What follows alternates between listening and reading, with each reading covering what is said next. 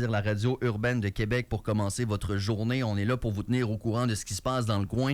Et il y a une action de visibilité qui va se tenir sur l'heure du midi, tout près ici sur le terre-plein, à l'intersection du boulevard Langelier et du boulevard Charret. Mais avant ça, il y a une formation qui est très intéressante qui se tient tout près encore. Pour en parler ce matin, Serge Petitclerc est porte-parole du collectif pour un Québec sans pauvreté. Bonjour, Monsieur Petitclerc, ça va bien ce matin?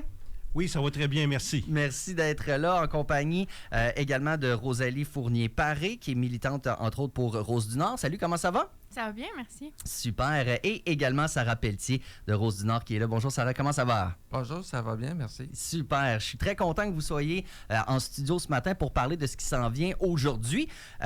L'idée derrière ça, à la base, qu'est-ce qui vous a fait dire? Parce qu'une visibilité, c'est une chose, une action de visibilité, mais le côté formation, ça, je trouve ça chouette également. Qu'est-ce qui vous a donné envie de créer cette journée-là aujourd'hui, Serge? Bien, en fait, la journée d'aujourd'hui s'inscrit dans une campagne plus générale. Nous, vous savez, dans un an, on va avoir un nouveau gouvernement. Mm-hmm. Alors, il ne faut pas se le cacher, après les fêtes, on va rentrer en période préélectorale. Puis au collectif, avec ses membres, ses alliés, on a décidé de lancer une campagne qui s'appelle Changeons de discours, parlons de pauvreté. Mm-hmm. Et puis, dans le fond, c'est pour inscrire la lutte à la pauvreté à l'intérieur de la campagne électorale pour que ça devienne une vraie priorité de l'action gouvernementale. C'est l'objectif de la tournée qu'on organise actuellement. On se promène dans toutes les régions du Québec, puis là, on fait un arrêt à Québec aujourd'hui. Et vraiment, c'est vraiment pour qu'on sorte des discours creux qu'on entend toujours, comme par exemple, il faut créer plus de richesses afin de mieux la partager, comme s'il n'y avait pas déjà beaucoup de richesses au Québec. Oui, c'est ça. Alors, c'est peut-être la répartition le problème plus que la quantité. Exactement. Fait que c'est ça l'objectif de la tournée, c'est de parler de pauvreté, qui est un sujet qu'on entend toujours un peu parler de façon indirecte, par la question du logement, l'itinérance et tout ça. Mais il faut des vraies politiques de lutte à la pauvreté au Québec, ce qu'on n'a pas actuellement. Qu'est-ce que vous souhaiteriez voir, justement, quand on parle de politique, de lutte contre la pauvreté? Des fois, ça a l'air un petit peu flou pour les gens, la politique, les projets de loi, les ci, les ça. Mais est-ce qu'il y a quelque chose qui pourrait être fait... en voir les guillemets ici, facilement. Quand on parle de politique, il n'y a rien de facile, mais une mesure qui pourrait être mise en place pour laquelle peut-être vous militez, que vous demandez du côté du gouvernement? Mais pour nous, à Rose, c'est vraiment... on travaille avec des femmes assistées sociales, qui sont à l'aide sociale. Puis pour nous, la base, c'est vraiment d'augmenter les prestations.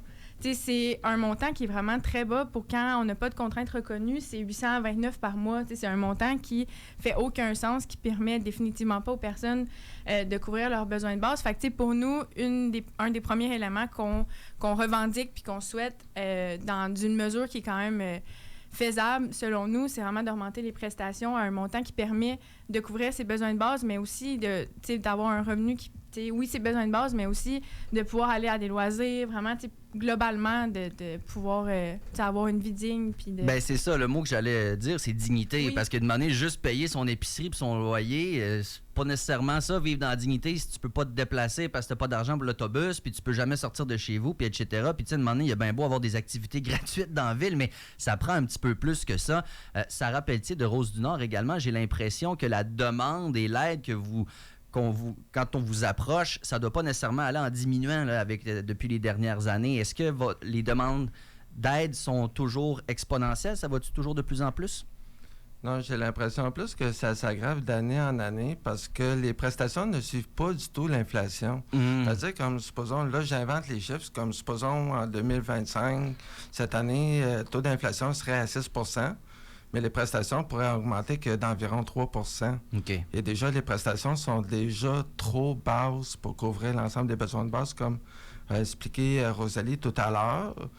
Et dans mon quartier, je peux même pas me loger adéquatement. C'est impossible de trouver un logement à 829 $ par mois. C'est sans oublier l'épicerie.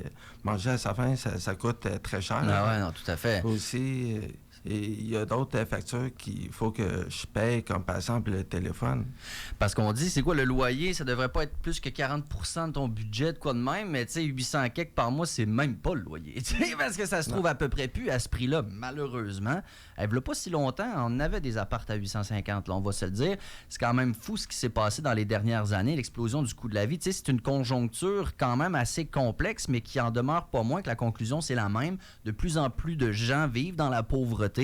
Et, tu sais, j'ai l'impression que la classe moyenne disparaît aussi tranquillement pas vite. Ça, c'est quelque chose dont on entend. Et il faut en parler le plus possible. Donc, c'est un peu l'objectif de la journée d'aujourd'hui, de ce que je comprends. Cette journée organisée, donc, qui débute par une formation à 11h. J'aimerais ça qu'on y aille avec ça. D'abord, qui donne la formation? C'est sur quoi? Puis ça se passe où, cette formation-là, Serge? En fait, ça se passe à la Maison de la Coopération, pas très loin d'ici, sur le boulevard Charest. Mais en fait, l'animation tourne beaucoup autour, justement, du discours, des discours qu'on entend des gouvernements, des discours qu'on veut plus entendre, des discours qu'on voudrait entendre, des revendications qu'on voudrait mettre de l'avant comme organisation. L'animation, c'est une co-animation, je dirais, entre le collectif, les gens du CLAP Zéro Trop, le collectif de lutte et d'action contre la pauvreté de Québec. C'est co-organisé, dans le fond. Et puis, on va parler des discours qu'on entend, des discours qu'on ne veut pas entendre. On va mettre de l'avant aussi ce qu'on appelle le Manifeste pour un Québec sans pauvreté. C'est une série de principes, surtout une série de 6 revendications qu'on met de l'avant, justement pour combattre la pauvreté, l'amélioration des protections publiques, incluant l'aide sociale, pour couvrir les besoins de base des gens, l'augmentation du salaire minimum, le droit d'alimentation, le droit au logement, pas de privé en santé, puis gratuité scolaire à tous les niveaux du CPE jusqu'à l'université. C'est le genre de choses qu'on va discuter, c'est le genre de choses qu'on va revendiquer sur l'heure du dîner avec la manifestation. Ensuite, on va retourner à l'intérieur, puis on va discuter de quel genre de mobilisation on aimerait organiser dans la région de Québec pendant les élections, pour faire en sorte de se faire entendre. Malheureusement, des élections, c'est un moment où l'écoute est plus forte tout à coup. T'sais, on espérait que l'écoute soit bonne de même pendant 4 ans et non pas juste en campagne, mais on l'a vu ici au niveau municipal. C'est le moment de lever les bras et de dire, écoutez, là, tu sais. Alors, le momentum, il est bon, les sujets ne manquent pas. Quand on parle de discours stigmatisants, je suis curieux de savoir, est-ce qu'il y en a un particulièrement, un propos, une réflexion, des phrases qu'on entend dont vous êtes particulièrement tanné? Ce serait quoi le pire discours stigmatisant qui persiste, mettons, dans la société actuellement? Je dirais, puis tu compléteras Sarah, là. Tout d'abord, j'ai lu une étude qui disait que les personnes assistées sociales, c'est les personnes qui vivent les plus de préjugés au Québec. Souvent, on entend ce qui persiste, c'est pourquoi ils vont pas chercher un emploi. C'est le grand classique qui est vraiment à déconstruire parce que c'est pas si simple que ça, trouver un emploi. Les personnes assistées sociales, si elles ou ils vont à l'aide sociale, c'est parce qu'ils ont des enjeux, autant santé physique que santé mentale. Fait que, les personnes, c'est pas par choix. C'est vraiment, ça le dit dans le nom, c'est une aide de dernier recours. Fait que les personnes vont pas, par plaisir, aller à l'aide sociale. Il y a le gros préjugé qui persiste que, ils vont y aller parce que c'est accessible, puis ils vont, mais non, tu as tous les préjugés qui viennent quand tu es une personne assistée sociale, tu as tout le contrôle qui vient avec le fait d'avoir les prestations. Fait que, le fait que les gens vont sur l'aide sociale, c'est pas juste parce qu'ils n'ont pas d'emploi, c'est aussi que le marché il est difficilement accessible, parce qu'ils ont des contraintes, puis c'est pas juste des lâches qui veulent profiter du système. Vraiment ça, pas. On l'entend quand même. Hein? C'est vraiment le cas, puis je pense qu'il faut vraiment déconstruire là, puis toutes les expressions qu'on utilise en lien avec l'aide sociale, je pense qu'il faut vraiment le déconstruire, puis c'est le marché qui est difficilement accessible. C'est pas les personnes qui n'ont pas la volonté d'aller chercher un emploi. Là. Je lisais, il y avait un reportage sur une personne en situation d'itinérance plus dans le coin de Montréal, puis qui disait qu'il se faisait réveiller par des klaxons de monde qui leur crient « Va te trouver un job! » C'est incroyable quand même de voir que ces propos-là persistent encore en 2025. Donc, il faut en parler. C'est donc des discours stigmatisants. Et ça reste qu'il y a d'autres choses que toi, tu entends souvent puis qui te font dresser le poil un petit peu, là. Oui, moi, j'entends pas mal encore ça, même de la part de la ministre dans les médias. Elle dit le meilleur moyen de sortir de la pauvreté, c'est l'emploi. Et pourtant, c'est totalement faux. C'est-à-dire, les gens qui sont en campement, il y en a qui ont un travail et pourtant, ils n'ont pas les moyens de se loger.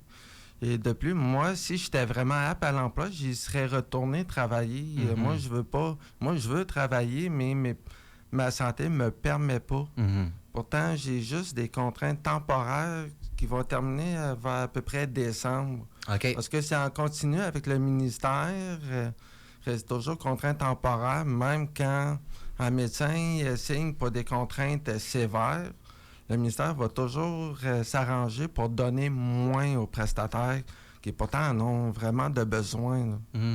Et quand on n'a pas de médecin de famille, c'est difficile d'avoir un médecin de bonne volonté qui va signer un rapport médical parce que j'en ai déjà eu des refus aussi de la part des médecins.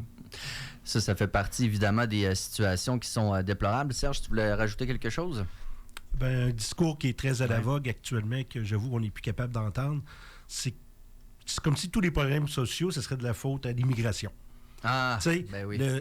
Parlons, le logement. Le logement, c'est un bel exemple. On dit qu'il y a tellement d'immigrants qu'on n'a plus accès à des logements, ça fait augmenter les prix. Place en garderie, même chose. Oui, place en garderie, même chose. Je m'excuse, moi, j'ai commencé à militer dans le milieu communautaire au milieu des années 90.